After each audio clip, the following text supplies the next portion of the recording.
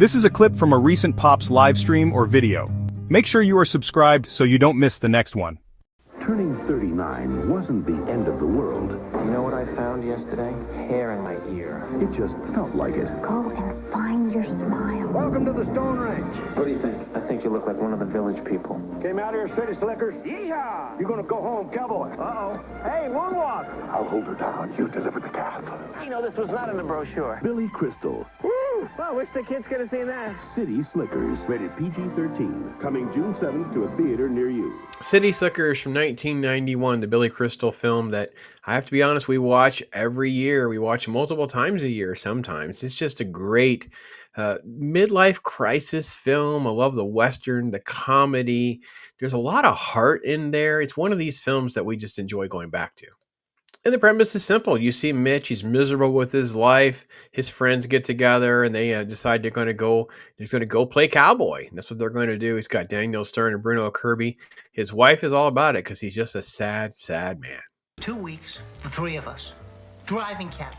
What, like in a truck? No, it's a real old-fashioned cattle drive. What do you think? I think you look like one of the village people. Do you believe this? Man, let me tell you what, these three have such incredible chemistry on camera. We did a talk hard on this. That link will be in the description. We talked to director Ron Underwood. That will also be in the description. What a great film to learn more about how they pulled it together. The screenplay gets all the credit. Lowell Gans and Babalu Mendel put together just a wonderful script. And then the fact that they were able to get just these wonderful guys to come together and make it happen. That is the toughest man I've ever seen in my life. Hi, Curly. Kill anyone today? They ain't over yet. All right, there's nothing better than Jack Palance, man. Jack Palance in this movie is just phenomenal. Curly is great from start to finish. It is a memorable role that you really won't forget.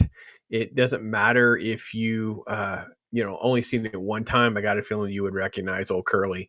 I love the life lessons that are kind of very subtle, like the one thing metaphor for what matters in life, just finding that one thing for you. I think is also very good and deep without having to be like actually heavy.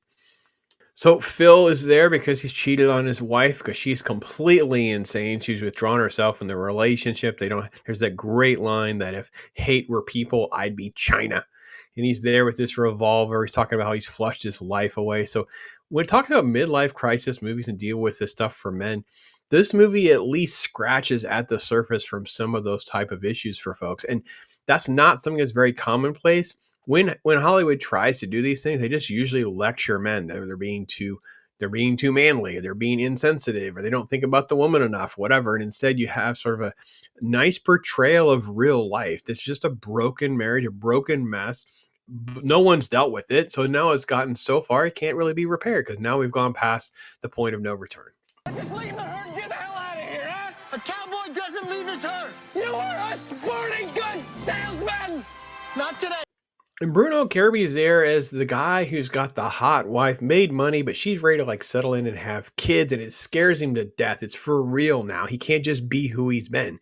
And it also deal with issues that men have. Like, can we deal with actual commitment? Can they settle in? Can they actually be sort of corralled, yes, pun intended, by a woman who wants to actually commit her life to his? So it's a great journey for him as well. But let's be honest, this is a Billy Crystal movie. He has the best lines. He has these great one-liners, great jokes, memorable quotes. Just pick them. There's so many of them that are in there.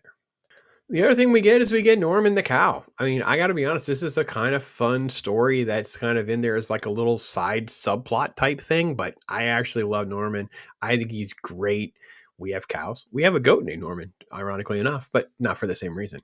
I love that. And I love the fact that there's just little moments of, he's trying to save Norman, pulling him out of the mom. It's like, I lost my watch. That was a gift. It never ends to try to find a way to get another gag in there and what works, what doesn't work, and never sacrifice the overall story along the way.